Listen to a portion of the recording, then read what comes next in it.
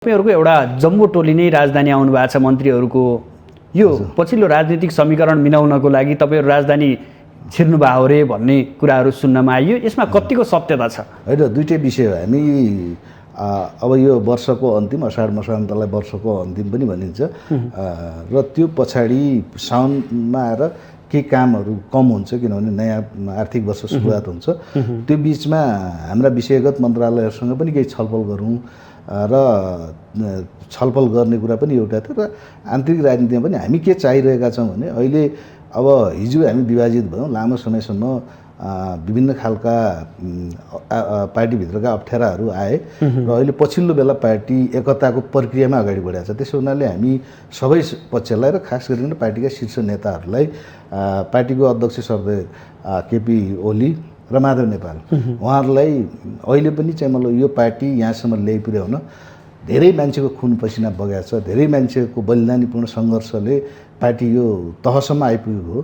त्यसो हुनाले तपाईँहरूले फेरि पनि सोच विचार गरेर जनताको भावनालाई, कार्यकर्ताको भावनालाई कदर गरेर पार्टी दुईटै पक्षको सम्मान हुने गरिकन, सबै कार्यकर्ताको आत्मसम्मान हुने गरिकन पार्टी चाहिँ मललाई एक ढिक्का एकताका साथ लैजानुपर्छ भन्ने कुरामा पनि हामी यो विषयमा एक किसिमको प्रेसर सिर्जना पनि यहाँहरूले गर्दै हुनुहुन्छ। पार्टी मिल्नुपर्छ, एक भएर एक ढिक्का भएर हिँड्नुपर्छ भन्ने मानेमा तपाईँहरू एक हुनुहुन्छ र एक भएर यहाँ आएर प्रेसर दिँदै हुनुहुन्छ। हजुर, हामीले सबै नेताहरूलाई त्यही भनेको छ। हामी यो समूह वा त्यो समूह र पार्टीलाई विभाजन गर्ने कुरा भन्दा पनि पार्टीका जे चाहिँ मतलब कुराहरू नमिलेका छन् नेताहरू आपसमा बस्ने र छलफल र सहमति गर्ने, पार्टी यहाँसम्म ल्याइपुर्याउन केही नेताको मात्रै चाहिँ मतलब होला नेतृत्वको योगदान अलिक बढी होला, तर पनि त्यसमा धेरै चाहिँ मतलब कार्यकर्ताहरूको, जनताको खुन पसिना बगेको छ, धेरैले बलिदानै दिनुभएको छ। त्यसो हुनाले जनताको ठुलो आशा र भरोसा पनि छ कम्युनिस्ट आन्दोलन र त्यसमा पनि नेकपा एमाले जसले कम्युनिस्ट आन्दोलनको अगुवाई गरेको छ। यो केन्द्रीय राजनीतिको के असर पर्न सक्छ त्यो हामीले पनि अनुमान गरेका छौँ। तर हामी के चाहिरहेका छौँ भने अहिले पनि हामी राजनीतिक दलका उच्च तहसँग छलफल गरेर सुदूरपश्चिमको सरकार सञ्चालनमा धेरै चाहिँ मतलब माथिको प्रभाव चाहिँ मतलब तल दबाब चाहिँ मतलब सिर्जना नहोस् भन्ने कुरामा हामी सचेत भएर छलफल चलाइरहेका छौँ। र खास गरिकन अब त्यहाँ प्रतिपक्षमा रहेको विगतमा नेपाली काङ्ग्रेस र राजपा दुईटा पार्टी प्रतिपक्षका रूपमा रहेका छन् र यो वर्ष त हामीले उहाँहरूसँग पनि अलिकति बढी छलफल गऱ्यौँ र सहमति ढङ्गले अगाडि बढाउँ, बजेटका कुराहरूलाई सबैको साझा बजेट बनाऊँ र तपाईँहरूसँग पनि औपचारिक अनौपचारिक हामी सबै पार्टीसँग छलफल गरौँ भनेर त्यसरी अगाडि बढेका छौँ। केन्द्रमा कङ्ग्रेस नेतृत्वको सरकार आउँदै गर्दा हजुर त्यहाँ पनि तपाईँहरूले कङ्ग्रेसलाई पनि सत्तामा ल्याउने, सरकारमा ल्याउने किसिमको कुनै गतिविधि गर्नुभएको छ कि अथवा केही छलफलहरू बढेको छ कि छैन यो मानेमा पनि सोधेँ मैले। होइन, सत्ता समीकरणमा अहिले हामीले जोडेका छैनौँ, त्यो विषयमा हामीले छलफल नै गरेका छैनौँ र अब माथि केन्द्रमा खास गरिकन काङ्ग्रेस पनि सत्ता समीकरणमा आइसके पछाडि उहाँहरूलाई बजेटदेखि अरू कार्यक्रममा जोड्ने ढङ्गले छलफल गर्ने ढङ्गले हामी अगाडि बढाएका छौँ, छलफल गर्छौँ धेरै विषयमा र उहाँहरूले पनि त्यही ढङ्गले सहयोग गर्नुभएको छ। तपाईँले आर्थिक वर्ष 78-79 को बजेट पनि प्रस्तुत गर्नुभयो, पास पनि भयो। प्राथमिकताका आधारहरू के छन् र कसरी अगाडि बढ्दै हुनुहुन्छ? बजेटको कार्यान्वयनको विषय पनि अझै चुस्त बनाउनु पर्ने छ, यसलाई कतिको ध्यान दिनुभएको छ? अब अहिले के हुँदो रहेछ भने हामीले जति चाहे पनि जति चाहिँ मलाई हामीले चाहे पनि प्राथमिकता फेरि भौतिक निर्माणमै प्राथमिकता बढ्दो रहेछ। त्यो खालको सबैतिरको चाहिँ मतलब दबाब फेरि भौतिकमै जाँदो रहेछ र यसका बावजुद हामीले स्वास्थ्यलाई हामीले प्राथमिकतामा राखेका छौँ। खास गरिकन कोरोनाको रोकथाम र नियन्त्रणलाई पहिलो राख्नुपर्छ भनेर गत वर्षको तुलनामा हामी अलिकति व्यवस्थित भएर जान खोजिरहेछौँ। किनभने हामीले कोरोनाको दुईटा लहर त हामीले पार गऱ्यौँ, त्यो दुईटा अनुभवहरू पनि हामीसँग छन् र त्यसो हुनाले तेस्रोमा अलिकति राम्रोसँग व्यवस्थित भएर सबैसँग तीनवटै तहको सरकारसँग र त्योसँग सम्बन्धित अन्य गैर सरकारी क्षेत्र यो दात्री निकायहरू सबैसँग समन्वय गरेर कोरोनालाई यसपालि हामी सकभर चाहिँ मलाई त्यसलाई रोकथाम गर्ने, कम चाहिँ मलाई क्षति हुने गरिकन जानुपर्छ भन्ने कुरालाई हामीले पहिलो प्राथमिकता त्यो भयो, त्यसरी राखेका छौँ र हामी यसपालि खास गरिकन नेपालमै प्रभाव र सुदूरपश्चिममा त अझ ठुलो प्रभाव भनेको यता नेपालमै चाहिँ मलाई कोरोना आफै आउने अवस्था होइन। भारतको सबैभन्दा ठुलो प्रभाव छ। भारतमा कोरोनाको प्रभाव बढ्ने बित्तिकै सबै मान्छे चाहिँ मलाई आत्तिएर आफ्नो देश फर्किने र त्यसलाई व्यवस्थापन गर्न नसक्यो भने त्यसमा पनि सुदूरपश्चिम प्रदेशका जनता अधिकांश जनताहरू भारतमै निर्भर भएको अवस्था छ आजको दिनसम्म। अब त्यो सुदूरपश्चिम भन्दा पनि मलाई त मैले यसो गत वर्ष हामीले त्यसलाई अलिकति व्यवस्थित गऱ्यौँ, सबै कुराहरूलाई डेटा राख्दाखेरि यो झापा मोरङदेखिको मान्छे पनि त्यही बाटो भएर सजिलोसँग जाँदो रहेछ।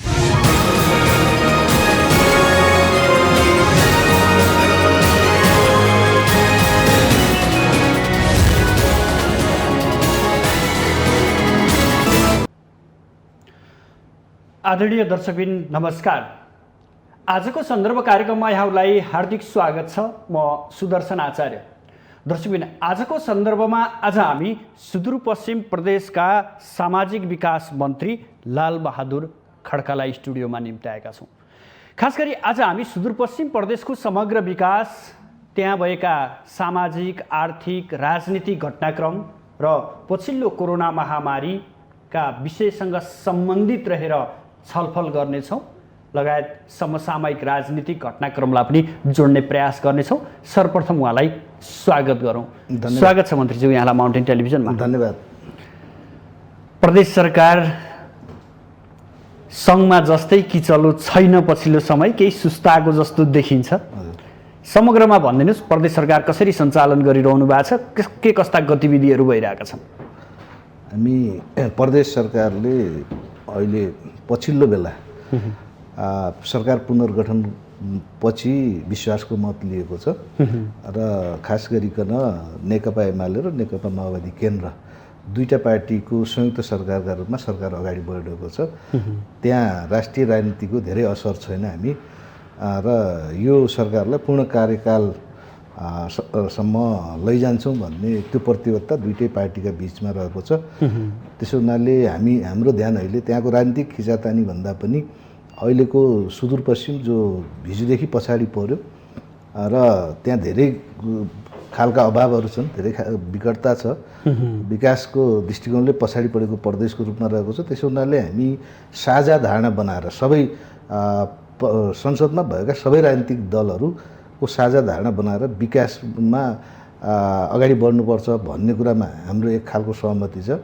हाम्रो विगतदेखिको नै अभ्यास एउटा बजेट मात्रै अल्पमत बहुमतमा गयो, नभए सबै बजेटहरू हामीले सर्वसम्मत रूपमा पास गरेका छौँ र त्यसो हुनाले हाम्रो अहिलेको प्राथमिकता भनेको स्वास्थ्यको क्षेत्र हो र खास गरिकन कोरोना र त्यसको प्रभाव अरू प्रदेशभन्दा पनि सुदूरपश्चिममा अझ बढी छ। किनभने सुदूरपश्चिम प्रदेशको दार्चुलादेखि कैलालीसम्म भारतीय सीमासँग, खुला सीमासँग जोडिएको छ र त्यहाँ अहिले पनि प्रमुख रूपले 4वटा सीमा नाकाहरू छन्। कैलाली र कञ्चनपुरकै बिचमा रहेको तेघरी डोके बजार, त्रिनगर डोके बजार सीमा नाका, त्यसपछि गड्डाचौकी सीमा नाका र बैतुडी र दार्चुला गरेर 4वटा सीमा नाकाहरू छन् र त्यसमा पनि कैलाली र कञ्चनपुरमा रहेका दुईटा सीमा नाकाबाट नेपालभरिकै मान्छेहरू आवत जावत गर्छन् र त्यहाँ कोरोनाको अलिकति भारतमा न्यूनीकरण भएको बेला ठुलो सङ्ख्यामा मान्छे भारततिर जाने र भारतमा कोरोनाको असर प्रभाव बढ्ने बित्तिकै फेरि चाहिँ मलाई ठुलो सङ्ख्यामा मान्छेहरू फर्किने त्यो समस्या पनि सुदूरपश्चिमले झेल्नु परिरहेको छ। कहिलेकाहीँ त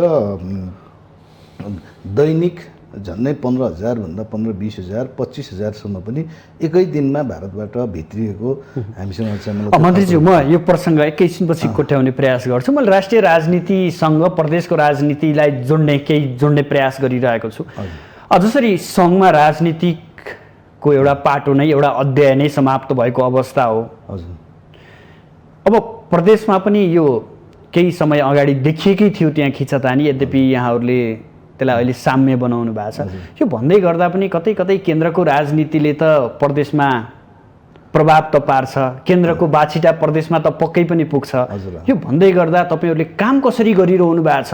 त्यहाँ अहिले प्रतिपक्षमा रहेको दलले सहयोग गरेको अवस्था छ कि छैन, यो मानेमा सोध्न चाहेँ मैले। होइन, विगतमा पनि हाम्रोमा सुदूरपश्चिम प्रदेशमा खास गरिकन ठुलो खिचातानी होइन।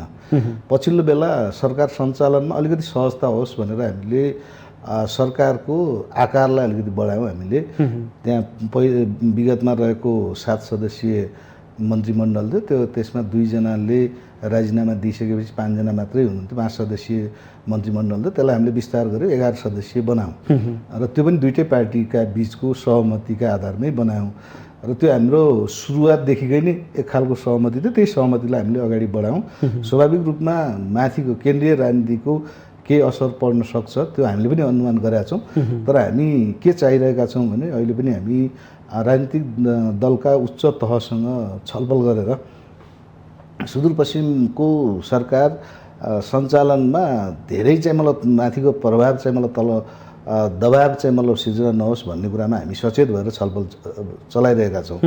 र खास गरिकन अब त्यहाँ प्रतिपक्षमा रहेको विगतमा नेपाली काङ्ग्रेस राजपा दुईटा पार्टी प्रतिपक्षका रूपमा रहेका छन् र यो वर्ष त हामीले उहाँहरूसँग पनि अलिकति बढी छलफल गऱ्यौँ र सहमति ढङ्गले अगाडि बढाउँ। बजेटका कुराहरूलाई सबैको साझा बजेट बनाऊँ र तपाईँहरूसँग पनि औपचारिक अनौपचारिक हामी सबै पार्टीसँग छलफल गरौँ भनेर त्यसरी अगाडि बढाएको छौँ। केन्द्रमा कङ्ग्रेस नेतृत्वको सरकार आउँदै गर्दा हजुर त्यहाँ पनि तपाईँहरूले कङ्ग्रेसलाई पनि सत्तामा ल्याउने सरकारमा ल्याउने किसिमको कुनै गतिविधि गर्नु भएको छ कि अथवा केही छलफलहरू बढेको छ कि छैन यो मानेमा पनि सोधेँ मैले। होइन, सत्ता समीकरणमा अहिले हामीले जोडेका छैनौँ, त्यो विषयमा हामीले छलफल नै गरेका छैनौँ र अब माथि केन्द्रमा खास गरिकन काङ्ग्रेस पनि सत्ता समीकरणमा आइसके पछाडि उहाँहरूलाई बजेटदेखि अरू कार्यक्रममा जोड्ने ढङ्गले छलफल गर्ने ढङ्गले हामी अगाडि बढाएका छौँ, छलफल गर्छौँ धेरै विषयमा र उहाँहरूले पनि त्यही ढङ्गले सहयोग गर्नुभएको छ सदनमा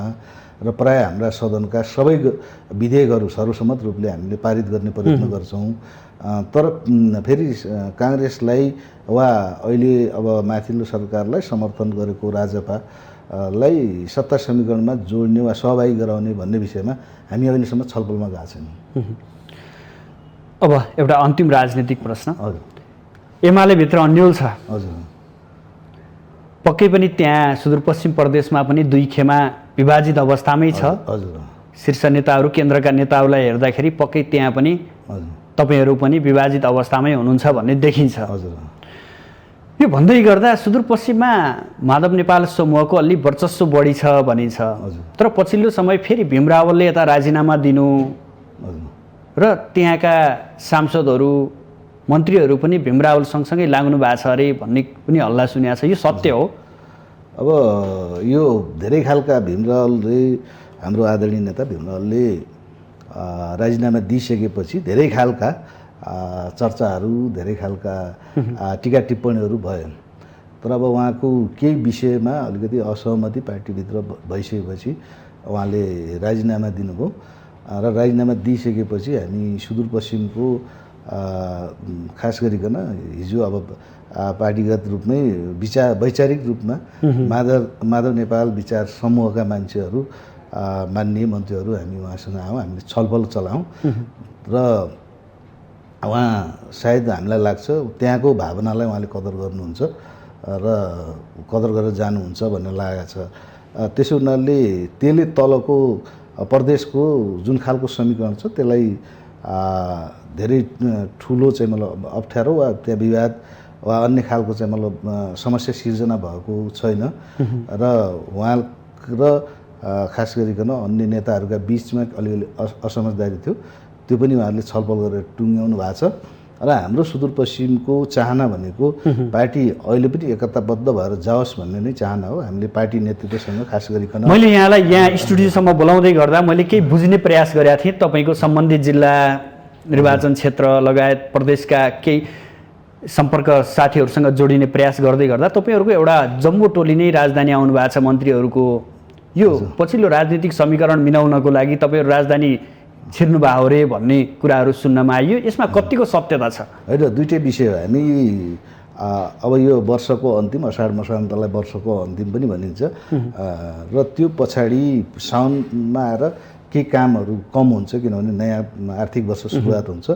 त्यो बिचमा हाम्रा विषयगत मन्त्रालयहरूसँग पनि केही छलफल गरौँ र छलफल गर्ने कुरा पनि एउटा थियो र आन्तरिक राजनीतिमा पनि हामी के चाहिरहेका छौँ भने अहिले अब हिजो हामी विभाजित भयौँ, लामो समयसम्म विभिन्न खालका पार्टीभित्रका अप्ठ्याराहरू आए र अहिले पछिल्लो बेला पार्टी एकताको प्रक्रियामा अगाडि बढेको छ। त्यसो हुनाले हामी सबै पक्षलाई र खास गरिकन पार्टीका शीर्ष नेताहरूलाई पार्टीको अध्यक्ष सर्वदेव केपी ओली र माधव नेपाल उहाँहरूलाई अहिले पनि चाहिँ मतलब यो पार्टी यहाँसम्म ल्याइ पुर्याउन धेरै मान्छेको खुन पसिना बगेको छ, धेरै मान्छेको बलिदानीपूर्ण सङ्घर्षले पार्टी यो तहसम्म आइपुगेको हो। त्यसो हुनाले तपाईँहरूले फेरि पनि सोच विचार गरेर जनताको भावनालाई, कार्यकर्ताको भावनालाई कदर गरेर पार्टी दुईटै पक्षको सम्मान हुने गरिकन, सबै कार्यकर्ताको आत्मसम्मान हुने गरिकन पार्टी चाहिँ मतलबलाई एक ढिक्का एकताका साथ लैजानुपर्छ भन्ने कुरामा पनि हामी यो विषयमा एक किसिमको प्रेसर सिर्जना पनि यहाँहरूले गर्दै हुनुहुन्छ। पार्टी मिल्नुपर्छ, एक भएर एक ढिका भएर हिँड्नुपर्छ भन्ने मानेमा तपाईँहरू एक हुनुहुन्छ र एक भएर यहाँ आएर प्रेसर दिँदै हुनुहुन्छ। हजुर, हामीले सबै नेताहरूलाई त्यही भन्न चाहन्छौँ। हामी यो समूह वा त्यो समूह र पार्टीलाई विभाजन गर्ने कुरा भन्दा पनि पार्टीका जे चाहिँ मतलब कुराहरू नमिलेका छन् नेताहरू आपसमा बस्ने र छलफल र सहमति गर्ने, पार्टी यहाँसम्म ल्याइ पुर्याउन केही नेताको मात्रै चाहिँ मतलब होला नेतृत्वको योगदान अलिक बढी होला, तर पनि त्यसमा धेरै चाहिँ मतलब कार्यकर्ताहरूको, जनताको खुन पसिना बगेको छ, धेरैले बलिदानै दिनुभएको छ। त्यसो हुनाले जनताको ठुलो आशा र भरोसा पनि छ कम्युनिस्ट आन्दोलन र त्यसमा पनि नेकपा एमाले जसले कम्युनिस्ट आन्दोलनको अगुवाई गरेको छ, त्यो भावनालाई आत्मसात गर्दै पार्टीलाई चाहिँ मतलब एक ढिक्काल बनाएर लैजानुपर्छ भन्ने अभियानमा पनि हामी सम्भावना देख्नु भएको छ? कतिको छ सम्भावना? हुन्छ, पार्टी एक हुन्छ, पार्टी एक हुन्छ। पार्टीमा अहिले पनि केही कुराहरू नेताहरूले चाहिँ मतलब हामी विभाजित हुँदाको हामीले एउटा पीडा 2054 सालमा पनि भोगेकै छौँ। त्यसो हुनाले पार्टी एकताबद्ध भएर लैजानुपर्छ भन्ने कुरा सबै नेताहरूले महसुस गर्नुभएको छ भन्ने हामीले बुझेका छौँ। हामी नेताहरूसँग बस्दा भेट्दा उहाँहरूसँग कुराकानी गर्दा, तर केही प्रक्रियागत प्राविधिक कुराहरू नमिलेका छन्, त्यो मिल्छ र चाहिँ पार्टी एकतापूर्ण ढङ्गले अगाडि बढ्छ। अब म प्रदेशतिरै जोडिन चाहेँ। यहाँले सुरुमै भन्नुभएको थियो अलि हेला गरिएको हाम्रो प्रदेश, हजुर, अलि टाढाको प्रदेश केन्द्रीय राजधानीदेखि, यसलाई सिँगार्नको लागि त्यहाँका जनतालाई अलि समृद्ध बनाउँछौँ भनेर हामी लागि परेका छौँ भन्दै गर्दा यो विगत 4 वर्ष के परिवर्तन पाए जनताले? यहाँले के महसुस गराउन सक्नु भएको छ त्यहाँ? अब एउटा कुरा त के हो भने सङ्घीयता आइसकेपछि मलाई लाग्छ सङ्घीयतामा देश गइसकेपछि वो नयाँ चिज भनेकै प्रदेश हो। किनभने स्थानीय तह विभिन्न रूपले थियो। हिजो गाउँ पञ्चायत, नगर पञ्चायत, गाविस, नगरपालिका हुँदै अगाडि बढेको थियो र अब सङ्घीय केन्द्रीय सरकार त हिजो पनि थियो।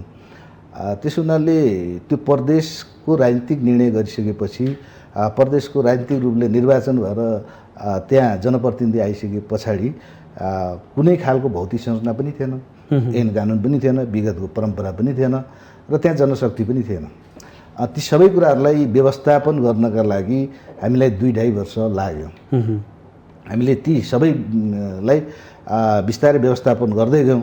फेरि हामी आफै गर्न सक्ने अवस्थामा थिएनौँ, किनभने धेरै कुराहरू सङ्घीय सरकार, सङ्घीय संसदसँग जोडिएका विषय, सबै स्रोत साधनका कुराहरूदेखि लिएर हरेक कुराहरूमा ऐन बनाउँदा पनि सङ्घीय सरकारले ऐन नबनाइकन हामीले ऐन बनाउँदा त्यो अपुरो खालको हुने र त्यसो हुनाले हामी यो 2-3 वर्ष भौतिक संरचनाहरूलाई अलिकति व्यवस्थित गर्ने कुरामा, त्यहाँको मानवीय जनशक्तिलाई अलिकति व्यवस्थापन गर्ने कुरा र आफू सञ्चालनका लागि ऐन कानुनहरू बनाउने कुरामा हामी अलि बढी केन्द्रित भयौँ।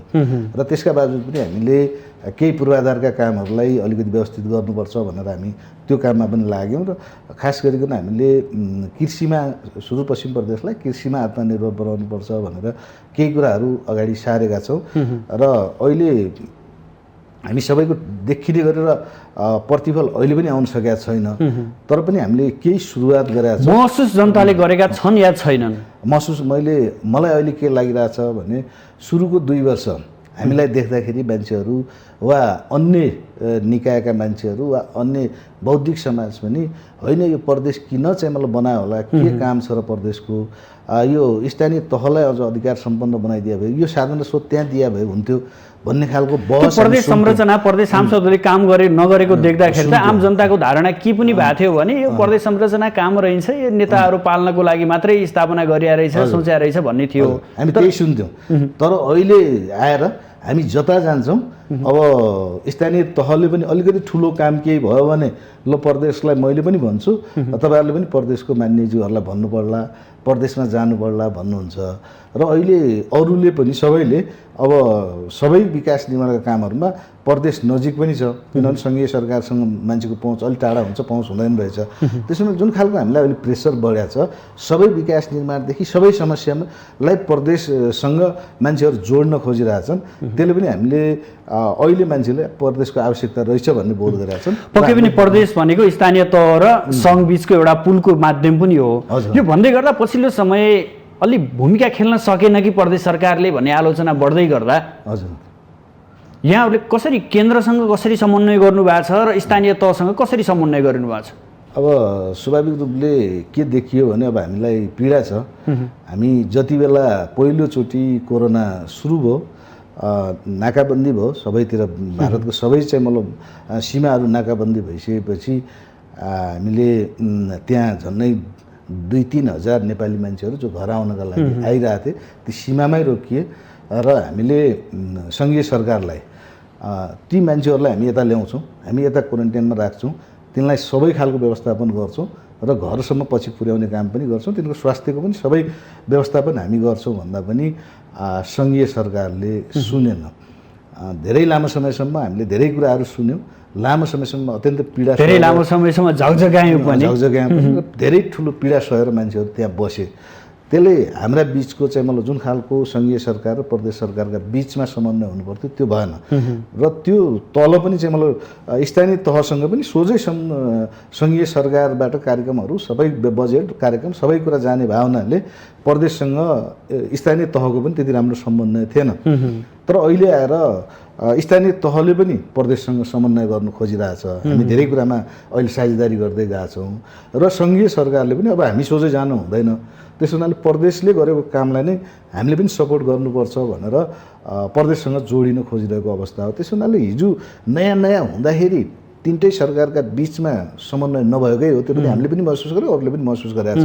तर अहिले पछिल्लो बेला स्थानीय तहले त धेरै चाहिँ मलाई भरोसा गरिरहेको छ प्रदेशसँग, सङ्घीय सरकारसँग भन्दा पनि आफ्नो धेरै कुराहरू प्रदेशसँग चाहिँ मलाई अहिले भरोसा गरिरहेको अवस्था। प्रदेश पनि हाम्रो सरकार हो भन्ने त्यहाँका जनतालाई हजुर अनुभूति हुन लागेको छ। स्थानीय सरकारले गर्न नसक्ने कामभरि सबै यो प्रदेशको हो।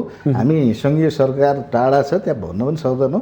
फेरि अलिकति गाह्रो पनि के हुँदो रहेछ भने हामी प्रदेशका मान्यहरू अत्यन्त नजिक हुने, अनि यता संसद 4-5 दिन बन्द हुने बित्तिकै स्थगित हुने बित्तिकै हामी निर्वाचन क्षेत्रमा जान सजिलो पनि हुने, हामी भेटिने पनि। अब सङ्घीय संसदका मान्यज्यूहरूलाई अब त्यस्तो खालको समय पनि नहुने, अलि टाढा पनि हुने। त्यसो हुनाले अहिले नजिकको चाहिँ मतलब सरकार प्रदेश हो भन्ने कुरा जनताले पनि महसुस गरेका छन्, स्थानीय तहले पनि का सरकारहरूले पनि महसुस गरेका छन्, अन्य गैर सरकारी क्षेत्र र खास अरूले पनि त्यो खालको चाहिँ मतलब महसुस गरेको हामीले पाएको छौँ। यहाँहरूले सङ्घीय राजधानी हजुर अलिक टाढा बनाउनु भएको छ, बजारदेखि अथवा सीमित केन्द्रदेखि अलिक टाढा छ, त्यहाँ भौतिक संरचनाहरू कसरी अगाडि बढिरहेछन्, काम कसरी अगाडि बढिरहेछ? अब त्यही एउटा पीडा हामीसँग छ अहिले पनि सङ्घीय सरकारको। हामीले त्यहाँ सबैभन्दा पहिले हामीले निर्विवाद रूपमा राजधानी, पछि अलिअलि विवाद आयो तर पनि पहिले हामीले राजधानीको ठाउँ टुङ्ग्याउन सफल हुनुभएकै हो, त्यो बेला नाम चाहिँ टुङ्ग्याउन सफल भयौँ। तर अहिले पनि त्यो जमिन त्यो जग्गाको हामीले स्वामित्व नपाएको अवस्था हो। हामीले धेरैचोटि अनुरोध गऱ्यौँ, त्यो प्रक्रिया अगाडि बढेको छ र त्यसको भोगाधिकार अहिले पनि नदिएको कारणले हामी त्यहाँ काम गर्न सकिरहेको छैन। हामी हरेक वर्ष बजेट विनियोजन गर्छौँ। मैले यही मानेमा सोध्न खोजेको, कतै फेरि स्थगित त हुने होइन त्यो कार्यक्रम? होइन, संसदको हाम्रो प्रदेशको 2/3 पारित गरिसकेपछि अब त्यो मलाई लाग्छ अब स्थगित हुन्छ भन्ने लाग्दैन। तर पनि अब तर हामी केही बनाउन सक्नु भएको छैन कि त्यहाँ हामी के तपाईँहरूले? आशावादी छौँ भने यो वर्ष हामी केही न केही सुरुवात गर्छौँ भनेर हामीले प्रयत्न गरिरहेछौँ। हामीले विगतमा पनि प्रयत्न गऱ्यौँ, तर के भयो भने हामी अब यहाँको राजनीतिक कुरा तपाईँहरूलाई पनि थाहा छ। हामी हिजो दुईवटा कम्युनिस्ट पार्टी एक ठाउँमा मिल्यौँ, दुईवटा कम्युनिस्ट पार्टीको सङ्घीय सरकार पनि बनायौँ, प्रदेश सरकार पनि बनायौँ। पछि फेरि हाम्रा माथि पार्टीभित्रका चाहिँ मलाई अन्तर्विरोधले गर्दाखेरि त्यो कुरा चाहिँ मलाई अलिकति ओझेलमा परेको अवस्था हो र त्यसलाई हामी यसपालि यसलाई नयाँ खालको सुरुवात चाहिँ गर्छौँ भन्ने लागेको छ। त्यसमा कहीँ विवाद अहिले आर्थिक वर्षमा कति बजेट राख्नु भएको छ त्यसको लागि पूर्वाधार नि?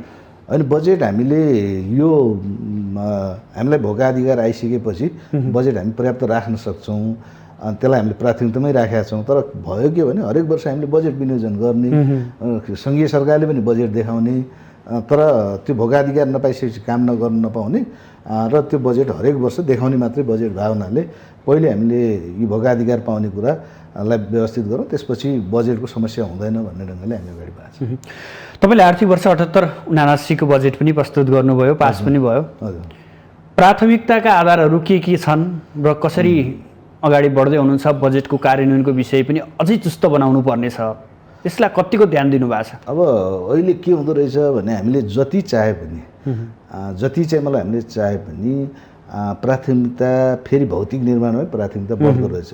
त्यो खालको सबैतिरको चाहिँ मलाई दबाब फेरि भौतिकमै जाँदो रहेछ र यसका बावजुद हामीले स्वास्थ्यलाई हामीले प्राथमिकतामा राखेका छौँ र खास गरिकन कोरोनाको रोकथाम र नियन्त्रणलाई पहिलो राख्नुपर्छ भनेर गत वर्षको तुलनामा हामी अलिकति व्यवस्थित भएर जान खोजिरहेछौँ। किनभने हामीले कोरोनाको दुईवटा लहर त हामीले पार गऱ्यौँ, त्यो दुईवटा अनुभवहरू पनि हामीसँग छन् र त्यसो हुनाले तेस्रोमा अलिकति राम्रोसँग व्यवस्थित भएर सबैसँग तीनवटै तहको सरकारसँग र त्योसँग सम्बन्धित अन्य गैर सरकारी क्षेत्र यो दात्री निकायहरू सबैसँग समन्वय गरेर कोरोनालाई यसपालि हामी सकभर चाहिँ मलाई त्यसलाई रोकथाम गर्ने, कम चाहिँ मलाई क्षति हुने गरिकन जानुपर्छ भन्ने कुरालाई हामीले पहिलो प्राथमिकता त्यो भयो, त्यसरी राखेका छौँ।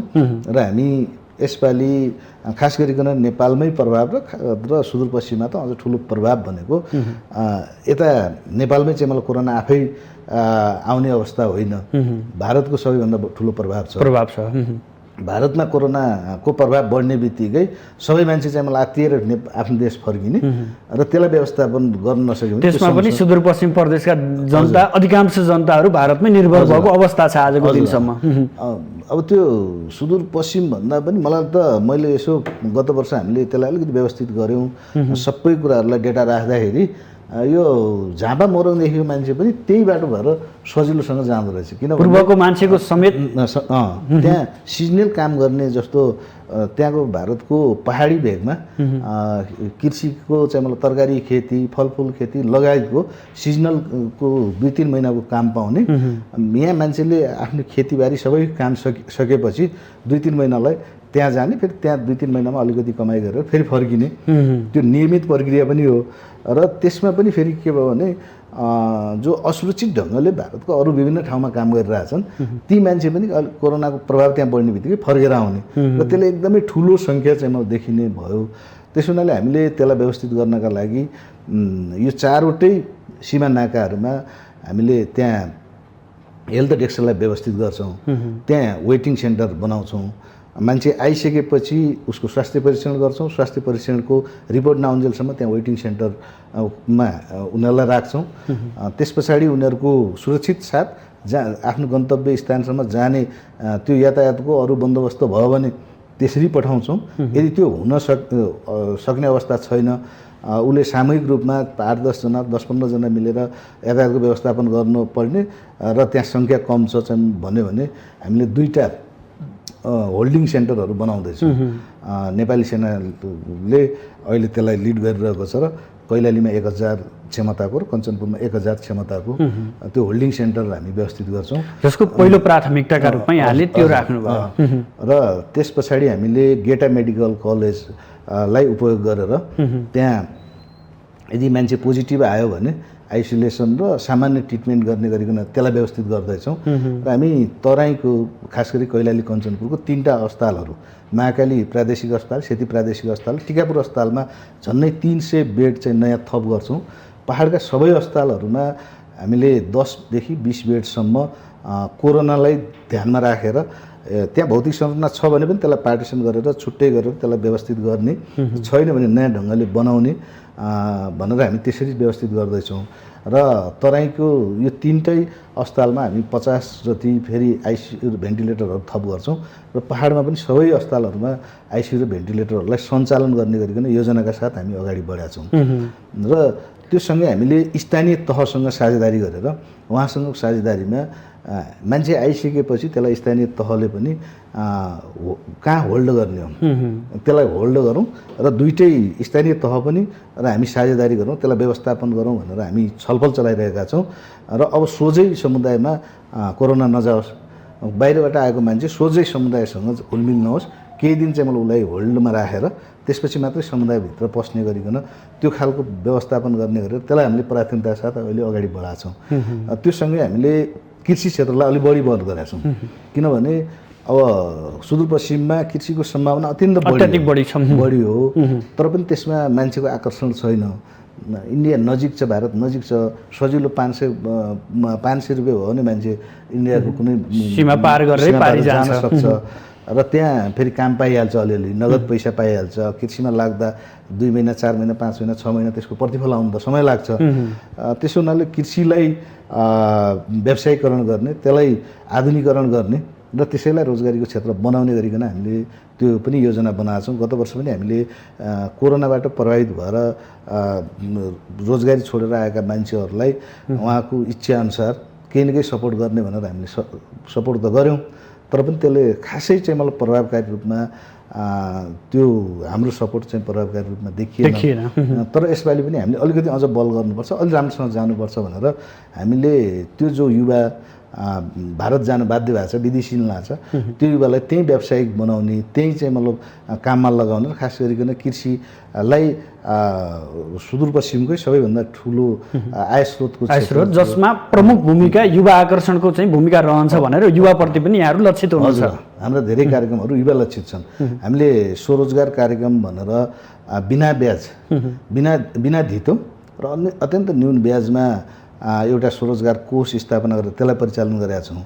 त्यो सँगै व्यावसायिक कृषि गर्नेलाई 5 लाखदेखि 50 लाखसम्मको कृषि ऋणमा ऋण अनुदान, ब्याज अनुदान कार्यक्रम, उसले 1% मात्रै वार्षिक सम्बन्धित चाहिँ व्यवसायले तिर्नुपर्ने, बाँकी सबै हामी चाहिँ अनुदानको रूपमा। त्यसमा आकर्षण कतिको गर्न सकिन्छ भन्ने मुख्य कुरा हुन्छ कि होइन?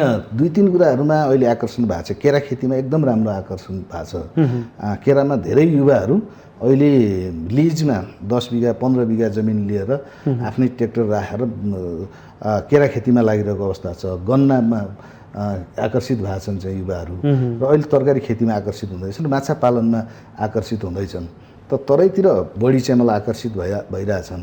पहाडतिर चाहिँ मलाई अलिकति डडेलधुरा र केही क्षेत्रमा तरकारीमा मान्छेहरू आकर्षित भएको छन् र अहिले हामी अलिकति बल गरिरहेछौँ र हामीले यो मुख्यमन्त्री नमुना गाउँ कार्यक्रम भनेर एउटा गाउँपालिकामा वा स्थानीय पालिकाहरूमा, नगरपालिका गाउँपालिकामा एउटा नमुना कार्यक्रम भनेर 50 लाख प्रति वर्ष 50 लाख पैसा पठाएर त्यहाँ मान्छेहरूलाई उत्पादनसँग, कृषि उत्पादनसँग जोड्ने र व्यावसायिक बनाउने गरिकन हामीले त्यो कार्यक्रम पनि 2-3 वर्षदेखि हामीले अगाडि सारेका छौँ। त्यसले पनि धेरै मान्छेहरूलाई समेट्ने चाहिँ प्रयत्न गरेका छौँ। मन्त्रीज्यू, अर्को कुरा, तपाईँहरूलाई सुदूरपश्चिम प्रदेश सरकारले एउटा लाग्ने आरोप, हजुर, यहाँहरू तराईको 2टा जिल्ला हजुर र विशेष गरी सहर मात्रै केन्द्रित भएर विकासका कार्यक्रम ल्याउनुहुन्छ, दूरदराजका गाउँका मानिसहरूले अनुभूति पटक्कै गर्न पाएको छैनन् भन्ने एउटा गुनासो छ। तपाईँहरू किन बजार केन्द्रित मात्रै अथवा सहर केन्द्रित मात्रै विकासमा बढी जोड दिनुभएको छ? होइन, यो मान्छेहरूले व्याख्या गर्दा अलि सजिलो हुँदो रहेछ। अब हामीले यसो हेर्दा विकासमा के देखियो भने, मानौँ 10 लाख रुपियाँ हामीले बजेट राखेर तराईमा बाटो बनाउँदाखेरि सर्लक्कै 1 किलोमिटर पनि बाटो बनाउन सक्छौँ। त्यही 10 लाखको बजेट पहाडमा राख्ने हो भने त्यसले 100 मिटर पनि पुग्दैन रहेछ। अनि अहिले पनि हाम्रो प्रदेशको बजेट हेऱ्यो भने त्यो तराईका 2 जिल्ला वा अरू जिल्लागत रूपमा हेऱ्यो भने पनि पहाडको जिल्लामा बजेट पर्याप्त गएको छ। तर त्यो भौगोलिक विकटता लगायतको अरू धेरै कुराहरूले गर्दाखेरि पहाडमा टक्क नदेखिने र पहाडको फेरि हाम्रो बस्ती पनि अत्यन्त आफ्नै छिरलिएको बस्ती छ। त्यसो हुनाले त्यहाँ ठुलै बजेट राख्दा पनि एउटा बस्तीलाई मात्रै चाहिँ हुने, अर्को बस्तीलाई त्यसले फाइदा नपुग्ने खालको अवस्था देखियो। तराईमा घना बस्ती छ, समतल जमिन छ, सबै कुरा छ, त्यहाँ अलिकति चाहिँ बजेट राख्दा पनि त्यसले सर्लक्कै विकास भए देखिने हुनाले पनि एउटा कुरा हो, त्यो गुनासो आएको हो। नभए पहाडमा हामीले लगानी गर्न नखोजे होइन, पहाडलाई नै बढी प्राथमिकता दिउँ, पहाडी जिल्लालाई नै। अहिले हामीले त प्राथमिकता राखेको जुन पहाडको बसाइ तल तराईमा सरिरहेछ, त्यसले बिस्तारै गएर तराईको जुन खालको कृषिको अत्यन्त चाहिँ मतलब उर्वरा भूभाग हो त्यो घरेडीमा परिणत हुँदैछ। त्यो सबै चाहिँ मतलब घरले ढाप्दैछ।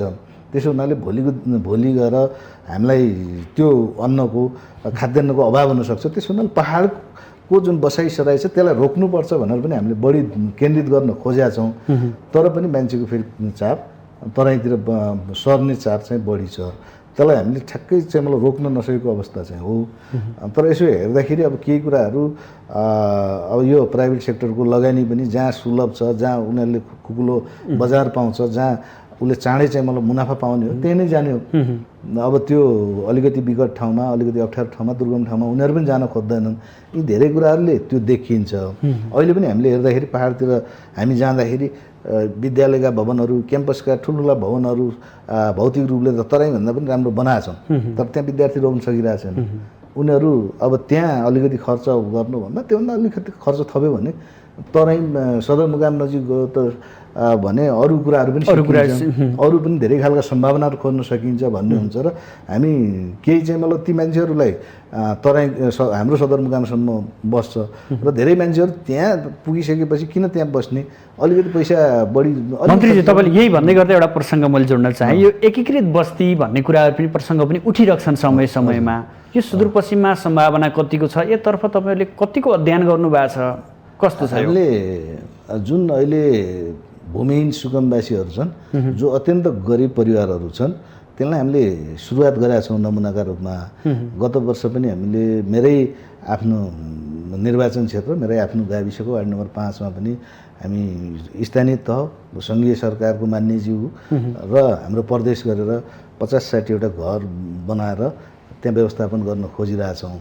र त्यो प्रयास गर्नुभएको छ तर सक्नु भएको छैन भन्ने तपाईँलाई त्यो गुनासो पनि छ एउटा? हजुर, प्रयत्न चाहिँ गरे हो। तर फेरि मान्छेको के हुँदो रहेछ भने मान्छे जहाँ बसिरहेछ त्यहाँ उसले आफ्नो जीवन निर्वाह गर्ने विभिन्न माध्यमहरू हुन्छ। त्यसलाई लगेर अर्को ठाउँमा राख्ने बित्तिकै उसलाई फेरि सबै कुरा दिन सक्नुपर्ने हुन्छ, नभए त्यहाँ मान्छे टिक्दैन रहेछ। त्यसो हुनाले यसलाई हामीले एउटा दैजी बेतकोट दैजीको चाहिँ छेला औद्योगिक क्षेत्र बनाउन खोजिरहेको छौँ। त्यसको पेरिफेरीमा अलिकति भूमिहीन सुगमवासी र अत्यन्त आर्थिक रूपले विपन्न परिवारहरूलाई जोड्नुपर्छ। त्यहाँ एकीकृत बस्ती बनायो भने भोलि उनीहरूलाई त्यो औद्योगिक क्षेत्रमा त्यहाँ काम पनि पाउनु, रोजगारी पनि पाउन सकिने हुन्छ भनेर हामीले प्रयत्न चाहिँ गरेका छौँ। तर अब त्यसलाई एकदमै योजना बनाएर सिङ्गो प्रदेशमा जान सक्ने अवस्थामा हामी छैनौँ, किनभने स्रोत साधनदेखि धेरै कुराले पनि हामीलाई अलिकति थिच्दो रहेछ, बाँधेकै हुँदो रहेछ। त्यो खालको चाहिँ मतलब हो। तर हामी त्यहाँ त्यो कल्पनाका साथ हामी अगाडि बढ्न चाहिँ खोजिरहेछौँ। अर्को कुरा, खुला सिमाना छ, तस्करी बढ्दो छ। केही घटना पनि घटे विगतका महिनाहरूमा व्यापारीसँग, तस्करहरूसँग। यतातर्फ यो कालोबजारी नियन्त्रण, यो तस्करी नियन्त्रणको लागि यहाँहरूले के पहल गरिरहनु भएको छ, कसरी नियन्त्रण गर्दै हुनुहुन्छ? अब पहिलो कुरा त हाम्रो एकदमै ठुलो खुला सिमाना छ, लामो छ। अब त्यसलाई हामीसँग भएको सुरक्षा निकायलाई पुरै परिचालन गर्दा पनि हामी नसकिरहेको अवस्था हो। हामीले गत वर्ष पहिलो कोरोनाको लहर आइसकेपछि मान्छे यताउताबाट भागेर नआउन्, किनभने त्यति बेला त कोरोना भनेको एकदम त्रास थियो। नयाँ मान्छे र कोरोना भएको ठाउँको मान्छे देख्ने बित्तिकै मान्छेहरू डराउने अवस्था थियो। त्यसो हुनाले त्यो स्थानीय समुदायको पनि हामीलाई सहयोग थियो र त्यसरी व्यवस्थापन गर्दा पनि हामीले त्यसलाई व्यवस्थापन गर्न सकेनौँ। यो पहिलो कुरा। दोस्रो कुरा, अहिले पनि प्रहरी सम्बन्धी ऐन चाहिँ मतलब सङ्घीय सरकारले, सङ्घीय संसदले पास गरेको अवस्था होइन। त्यसो हुनाले हाम्रो त्यहाँ मन्त्री पनि हुनुहुन्छ, हामीले मन्त्रालय पनि बनाएका छौँ, तर त्यो बिना सिपाहीको जर्नल जस्तो हाम्रो मन्त्री त्यस्तो हुनुभएको छ। अब हामीले हाम्रो योजनामा अहिले पनि सुरक्षालाई सञ्चालन गर्न सक्ने अवस्था छैन र हामी फेरि यही सदनमा प्रयत्न गरिरहेछौँ। हामी प्रहरी सम्बन्धी पनि ऐन पास गरिरहेछौँ र निजामती ऐन पनि पास गरिरहेछौँ। किनभने हामीले अवस्था के देख्यौँ भने अहिले पनि हामीसँग 25% मात्रै कर्मचारी छ। 75% जुन सङ्घीय सरकारले नै सिर्जना गरेको दरबन्दी अनुसार पनि हामी त्यहाँ मान्छे जान नचाहिरहेको अवस्था हो र अब सुरक्षाको कुरा हुने बित्तिकै मान्छेले नजिकको सरकार प्रदेशलाई भन्ने, तर हामीसँग त्यो सुरक्षा परिचालन गर्ने त्यो खालको कुनै अधिकार छैन र त्यो उहाँहरूले मानेर समन्वय गर्यो भने भयो, नभए म समन्वय गर्दैन, म त सिधै सङ्घको निर्देशित हो भनिदियो भने केही पनि गर्न नसक्ने खालको समस्या छ। त्यो दुइटै कुरालाई ध्यानमा राखेर हामी यसपालि आफ्नै चाहिँ प्रदेश प्रहरी ऐन पास गर्दैछौँ र त्यसलाई व्यवस्थापन गर्न खोज्दैछौँ। तर पनि धेरै जटिलता छ, किनभने धेरै ठुलो चाहिँ मतलब खुला सिमाना छ र कहीँ त दुईवटा बस्तीहरू पनि जोडिएका छन्, यताको र उताको। त्यो बस्तीहरूका बिचका पनि सम्बन्धहरू छन्। धेरै कुराहरूले गर्दाखेरि हामीलाई त्यो खालको चुनौती छ र त्यसलाई व्यवस्थापन गर्नुपर्छ भन्ने नै हामीले। अब तस्करी अलिक बढी देखिया छ त्यो क्षेत्रमा। हजुर, अलि केही घटनाहरू पनि घटेको क्षेत्र हो हजुर, तस्करकै क्रममा। हजुर, यतातर्फ त्यसलाई हामीले अत्यन्त चाहिँ मतलब त्यसलाई ध्यान दिएका छौँ र त्यसलाई कसरी न्यूनीकरण गर्न सकिन्छ भनेर हामी बसेर सुरक्षासँग पनि छलफल गरेका छौँ। त्यस पछाडि फेरि हामी सोझै उता भारतीय सुरक्षासँग हामी त छलफल गर्ने प्रदेश सरकारले त्यो छलफल गर्न सक्दैन, तर पनि हामीले प्रमुख जिल्ला अधिकारी, यताको प्रमुख जिल्ला अधिकारी सुरक्षा र उहाँहरूको सुरक्षाका बिचमा नियमित जस्तो सीमा सुरक्षादेखि लिएर त्यहाँको तस्करी अन्य विषयमा बैठक बसिरहन्छ। त्योभन्दा पहिले पनि उहाँहरूलाई सुझाव सल्लाह दिएर यसरी जानुहोस् है भनेर हामी भनिरहेको हुन्छौँ। तर पनि त्यसलाई जति न्यूनीकरण गर्न सक्नुपर्थ्यो त्यो नभएकै अवस्था हो। तर अहिले फेरि कोरोनाका कारणले हाम्रो दुईवटा नाका, एउटा त्यो कैलाली कञ्चनपुरको त्रिनगर र डोके बजार र अर्को गड्डा चौकी, दुईवटा मात्रै हामीले नाका खुला राखेका छौँ, बाँकी सबै बन्द गरेका छौँ र अहिले सबैतिर सशस्त्र परिचालन छ। त्यसैले विगतको तुलनामा अहिले तस्करी घट्या अवस्था हो। कालापानी, लिम्पुयाधुरा र लिपुलेकको प्रसङ्ग पनि आउँछ सुदूरपश्चिम सम्झँदा बित्तिकै। हजुर, नयाँ नक्सा पनि छ। हजुर, यो भन्दै गर्दा दार्चुलामा भारत पक्षले सडक निर्माणदेखि भौतिक संरचनाहरू पनि निर्माण गरिरहेछ। यसतर्फ प्रदेश सरकारले अलिक चासो दिएन कि आफ्नै क्षेत्र आफ्नै जिल्लाहरूमा भन्ने पनि अर्को कुरा छ। तपाईँले कसरी काम गरिरहनु भएको छ त्यो क्षेत्रलाई? हामीले गत वर्ष पनि त्यो क्षेत्रमा विशेष खालको योजना बजेटको व्यवस्थापन गर्नुपर्छ, किनभने फेरि त्यहाँ भारतको निर्भरता छ, किनभने भारतकै बाटो जानुपर्ने अवस्था छ। त्यसो हुनाले नेपालबाटै बाटो जाने बाटो बनाउनुपर्छ भनेर त्यसलाई हामीले प्राथमिकता राख्यौँ। सङ्घीय सरकारले पनि त्यसलाई प्राथमिकता राख्यो। त्यो बाटो अहिले पनि नेपाली सेनाले बनाउँदैछ र हामीले त्यहाँको जुन त्यो क्षेत्रमा रहेका हाम्रा मान्छेहरू छन्, नागरिकहरू छन्, तिनको उतापट्टिको जुन खालको निर्भरता छ त्यसलाई कम गर्नका लागि पनि प्रदेशले नयाँ खालको कार्यक्रम लैजानुपर्छ भनेर प्रयत्न गऱ्यौँ। तर पछिल्लो बेला अब साँच्चै भन्दा यो राष्ट्रिय राजनीतिको पनि असर भयो। प्रदेश सरकार र सङ्घीय सरकारका बिचमा पनि धेरै कुरा छलफल नहुने, समन्वय नहुने खालको अवस्था रह्यो र त्यसले जति चाहिँ मलाई हामीले त्यो विषयलाई उठान गर्नुपर्थ्यो, त्यसलाई अझ व्यवस्थित गर्नुपर्थ्यो, त्यो चाहिँ मलाई गर्न नसकेको अवस्था हो। तर पनि हामीले त्यहाँको संसदमा धेरै छलफल गरेका छौँ। धेरै छलफल गरिसकेपछि त्यही कुरा हामीले सङ्घीय सरकारलाई पनि अनुरोध गऱ्यौँ। सङ्घीय सरकारले पनि अब नक्साभित्र पनि त्यसलाई ल्यायो र केही कुराहरू अगाडि बढाउनु पनि खोज्यो। तर पनि अहिले ओझेलमा पऱ्यो, तपाईँले पनि महसुस गर्नुभएको छ, हामीले पनि महसुस गरेका छौँ। तर पनि त्यसलाई फेरि हामी व्यवस्थित गर्ने गरिकन अब हामीले त गर्न सक्ने भने आफै प्रदेश सरकारले वार्ता पनि गर्न सक्दैन, छलफल पनि गर्न सक्दैन, एउटा समन्वयकारी भूमिका निर्वाह गर्ने हो र सङ्घीय सरकारलाई अनुरोध गर्ने हो र त्यो हामीले बारम्बार गरिरहेको छौँ। अब यो हामी कहिलेकाहीँ यो मिडियामा सबै कुरा ल्याइदिँदा अलिकति सबैले सुन्न थाहा पाउने रहेछन्। हामी अलिकति त्यो मिडियासँग पनि टाढा छौँ कि भन्ने पनि कहिलेकाहीँ अनुभूति हुन्छ। अब तपाईँको मन्त्रालयभित्रका कुरा गर्ने गरौँ। हजुर, तपाईँ मन्त्रालयमा प्रवेश गरेको धेरै लामो समय त भएको छैन। हजुर, त्यही पनि अब मन्त्रालयमा आएको छु, जनताका केही काम गर्नुपर्छ, मैले जति समय मौका पाउँछु, भनेर के योजना अगाडि सार्नु भएको छ, के गर्दै हुनुहुन्छ? होइन, मैले खास गरिकन 3टा विषयलाई बल गर्न खोजेका छौँ।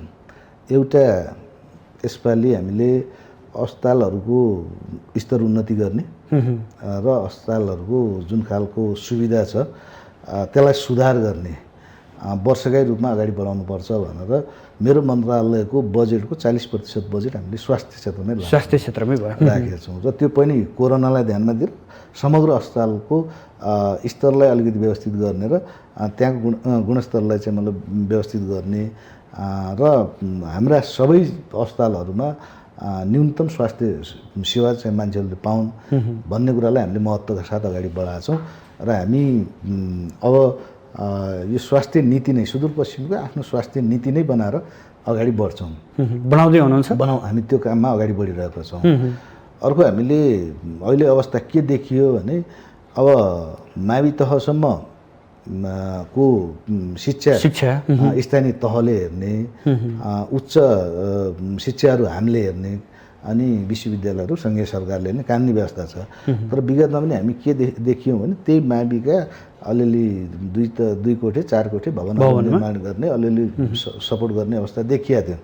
त्यसो हुनाले हामी अहिले अब त्यो मावि तह स्थानीय तहको क्षेत्राधिकारभित्र भावनाले त्यसलाई हामीले ब्याकअप मात्रै गर्ने, आवश्यकता के उहाँले पहिलाउने, उहाँहरूसँग छलफल गर्न, त्यसलाई हामीले ब्याकअप मात्रै दिने र त्यसको गुणस्तरलाई सुधार गर्ने र हामी हाम्रो उच्च शिक्षालाई कसरी व्यवस्थापन गर्ने भन्ने कुरामा हामी छलफल गरिरहेछौँ। हामी अब हाम्रै आफ्नै चाहिँ मतलब विश्वविद्यालय बनाउनका लागि एउटा कार्यदल बनाएर हाम्रो आफ्नो विश्वविद्यालय बनाएर त्योभित्र सबै पब्लिक क्याम्पसदेखि अरू क्याम्पसहरूलाई जोडेर हाम्रो नीतिअनुसार हाम्रो आवश्यकता अनुसारको शिक्षा दिने गरिकन त्यसलाई हामी सुधार गर्न खोजिरहेछौँ। दोस्रो कुरा र तेस्रो कुरा, अहिले प्राविधिक शिक्षा पनि सिटिभिटीले सञ्चालन गर्दै आएको छ। सबै विद्यालयहरूमा सिटिभिटीले नै त्यसको अनुमति दिने लगायतका सबै कुराहरू गरिरहेछ। त्यसो हुनाले हामी सिटिभिटीसँग पनि छलफल गरिरहेछौँ। या त सिटिभिटीले हामीसँगै हाम्रै चाहिँ मतलब योजनामा जान सक्नु पर्यो। त्यसो होइन भने हामी प्राविधिक शिक्षा प्रतिष्ठान वा के हुन्छ प्राविधिक शिक्षाको लाई व्यवस्थित गर्ने गरिकन हामी सुदूरपश्चिममै स्वरोजगार हुने गरिकन त्यही मान्छे काम लाग्ने गरिकन के हो चाहिँ मतलब प्राविधिक विषय के पढाउँदा ठिक हुन्छ भन्ने विषयमा चाहिँ हामी छलफल गरिरहेछौँ। र अब त्यहाँको आवश्यकता अनुसार त्यही मान्छे पढ्ने बित्तिकै त्यहाँ स्वरोजगार हुने, त्यही काम गर्ने खालको वातावरण सिर्जना गर्न खोजिरहेछौँ। र यदि त्यसो भएन भने पनि उसले पढिसकेपछि चाँडो चाहिँ मतलब काम पाउने के हो त भन्ने विषयमा पनि हामी छलफल गर्नका लागि एउटा कार्यदल बनाइरहेछौँ। तर गति कस्तो छ भन्ने कुरामा भर पर्छ। होइन, अहिले हामीले के देख्यौँ भने अब अहिले ठुलो सङ्ख्यामा प्राविधिक शिक्षा पढ्ने मान्छेहरूले र अभिभावकले पनि के भने अब यो सामान्य शिक्षा पढ्दाखेरि ठुलो प्रतिस्पर्धा भइसक्यो, अब उसले जागिर काम पाउन सक्दैन। त्यसो हुनाले प्राविधिक शिक्षा पढाउँदा अलिक सजिलोसँग काम पाउँछ भन्ने खालको मानसिकता छ। मान्छेले ठुलो पैसा खर्च गरेका छन् र अहिले प्राविधिक पढेर बेरोजगारको भएको मान्छेहरूको सङ्ख्या ठुलो भइसक्यो। त्यसो हुनाले अब त्यसलाई हामीले व्यवस्थित गर्नका लागि हामी छलफल गरिरहेछौँ र हामी यो नीतिगत रूपमै 2-3 कुरालाई व्यवस्थित गरेर लैजान्छौँ। र अर्को वर्ष सके हामी यही वर्षको अन्ततिर हामी नमुनाकै रूपमा केही कार्यक्रमहरू सुरु गर्छौँ भनेर त्यो योजनाका साथ हामी अगाडि बढेका छौँ। पक्कै पनि लालबहादुर खड्काले आफ्नो कार्यकालमा केही परिवर्तन गर्यो है भन्ने अनुभूति चाहिँ जनतालाई गराउन सक्नुहुन्छ यहाँले? अब प्रयत्न त्यो नै हो, किनभने अहिलेको जुन खालको राजनीतिक यस्तो हुन्छ कि तपाईँहरू स्रोत साधनमा हुनुहुन्छ, ठाउँमा हुनुहुन्छ, तपाईँले गर्ने बेला यही हो कि तपाईँले परिवर्तन गर्ने बेला, जनतालाई परिवर्तन देखाउने बेला, जनताको मन जित्ने बेला यही हो। आँट चाहिन्छ के मन्त्रीज्यू? आँट कतिको गर्नु भएको छ? मैले यो बारेमा सुन्न खोजेँ यहाँलाई। होइन, अब एउटा त जुन खालको नेपालको राजनीतिक अस्थिरता छ नि, कति बेला के हुने कसैलाई कोही अहिले चाहिँ मलाई ठम्ब्याउन सक्ने अवस्थामा छैन नेपालमा, किनभने राजनीति त्यो ढङ्गले फेरबदल भएको छ। त्यसका बिचमा पनि जति दिन चाहिँ मलाई त्यहाँ काम गर्न पाइयो त्यो दिनको उपयोग गर्नुपर्छ र अलि नयाँ ढङ्गले सृजनात्मक ढङ्गले र पछि दूरगामी चाहिँ मलाई परिणाम आउने गरिकन केही कुराहरू सुरुवात गर्नुपर्छ भनेर हामी लागिरहेछौँ। सिङ्गो टिम त्यो ढङ्गले छलफल गरिरहेछ र हामी अलिकति कस्तो पनि अप्ठ्यारोमा रह्यौँ भने हामी जेठ 14 गते हाम्रो सरकार पुनर्गठन भयो। हामीले त्यो मन्त्रालयभित्र प्रवेश गर्ने मौका पायौँ। 15 गते शनिबार थियो अनि हामी 25 गतेसम्म विश्वासको मतको चाहिँ मतलब त्यही तयारीमा रहौँ र हाम्रो ऐनअनुसार 21 गते अर्थ मन्त्रालयले हाम्रो त्यो सबै कुराहरू लक गरिदिँदो रहेछ। त्यसका बावजुद पनि हामीले कम समयमा छलफल हामीले त्यो बजेट पर्याप्त ढङ्गले हेर्ने छलफल गर्ने अवसर नै पाएनौँ। नयाँ हाम्रो सबै राज्य मन्त्री पनि म पनि दुवैजना नयाँ प्रवेश गरेका थियौँ। त्यसै बावजुद पनि हामीले स्वास्थ्य शिक्षा र प्राविधिक शिक्षालाई प्राविधिकलाई पनि हामी प्राविधिकसँग व्यावसायिक जोड्न खोजिरहेको छौँ। हामीले अहिले प्राविधिक मात्रै पढाउँ, प्राविधिक मात्रै पढेर हुँदैन रहेछ, उसलाई व्यावसायिक ढङ्गले पनि सिकाउनु पर्दो रहेछ। जस्तो हामीले कृषि पढाउँ, जेटिए पढाइसकेपछि उसले खेती गर्ने कुरा त सिक्यो, तर त्यसको व्यावसायिक बेनिफिट के हो भन्ने कुरा उसलाई नसिकाउँदाखेरि मान्छे कृषि पढाएको छ, जागिर खोजेर बसिरहेको छ, काम गर्दैन। घर खेती छ उसँग 1.5 बिघा 2 बिघा जग्गा छ, तर गर्दैन, हिम्मत छैन। त्यसमा प्राविधिकलाई पनि व्यावसायिक बनाउने गरिकन जानुपर्छ भनेर हाम्रो बजेटले त्यही ढङ्गले अगाडि बढेको अवस्था छ। र हामी अबको स्वास्थ्यमा लगायतका केही कुराहरूमा अबको 2-3 महिनामा के अनुभूत गरौँ, के परिणाम देखौँ भन्ने त्यो सोचाइका साथ, त्यो लक्ष्यका साथ हाम्रो टिम गइरहेको अवस्था हो। अन्तमा हजुर, सुदूरपश्चिमको बारेमा म केही भन्न छुट्याएको कुरा अथवा म यो भन्छु भन्ने कुरा केही छ भने भनिदिनुहोस् कृपया। मेरो अब यो तपाईँकै यो टेलिभिजन मार्फत म सुदूरपश्चिमका आम नागरिकलाई के भन्न चाहन्छु भने हामीमा हिजोदेखि एउटा हिन्ता भयो। हामी सुदूरपश्चिमलाई अलिकति पछाडि पाड्यो, केन्द्रले हेरेन, हामीलाई साधन स्रोतमा पछाडि पाड्यो, लगायतका धेरै विषय छन्। तर पनि एउटा गौरव गर्नुपर्ने विषय के हो भने अहिले पनि नेपालको हामी जसलाई जलस्रोतका धनी भन्छौँ 1/3 सुदूरपश्चिममा छ, जङ्गल 1/3 सुदूरपश्चिममा छ। अत्यन्त रमणीय चाहिँ मतलब पर्यटकीय स्थलहरू, हिमालका श्रृङ्खलाहरू, त्यो अभि हिमालदेखि खप्तर र बढीमालिका लगायतका चाहिँ मतलब कुराहरू हामीसँग छन्। कञ्चनपुर कैलालीको त्यो ठुलो चाहिँ मतलब फाँट जो एकदमै चाहिँ मतलब अन्नको भण्डारको फाँट हामीसँग छ। मलाई लाग्छ मलेसियाभन्दा राम्रो सालको चाहिँ मतलब जङ्गल, घना जङ्गल हामीसँग छ।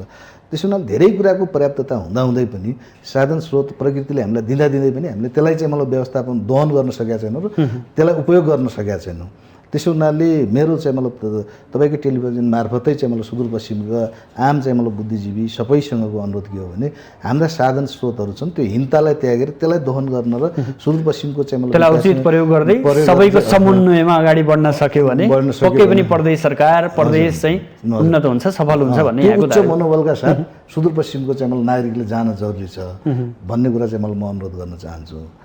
हस् मन्त्रीज्यू, यहाँसम्म आइदिनु भयो, आफ्नो महत्त्वपूर्ण समय र महत्त्वपूर्ण विचार अभिव्यक्त गरिदिनु भयो, यसका लागि यहाँलाई विशेष आभार। यहाँको तपाईँ लगायत तपाईँको सम्पूर्ण प्राविधिक टिमलाई जो आफ्ना भनाइहरू विचारहरू राख्ने अवसर दिनुभयो त्यसका लागि म सबैमा हार्दिक आभार र धन्यवाद व्यक्त गर्छु। आदरणीय दर्शक पनि, आज हामी विशेष गरी सुदूरपश्चिम प्रदेश सरकार र त्यहाँका गतिविधि र सङ्घ, प्रदेश र स्थानीय तहबीचको समन्वयका कुराकानी गऱ्यौँ र यसका लागि आज हाम्रो स्टुडियोमा सुदूरपश्चिम प्रदेशका सामाजिक विकास मन्त्री लालबहादुर खड्का हुनुहुन्थ्यो। भोलि नयाँ विषयवस्तु र नयाँ अतिथिका साथ उपस्थित हुनेछु। आजलाई भने बिदा दिनुहोस्। नमस्कार।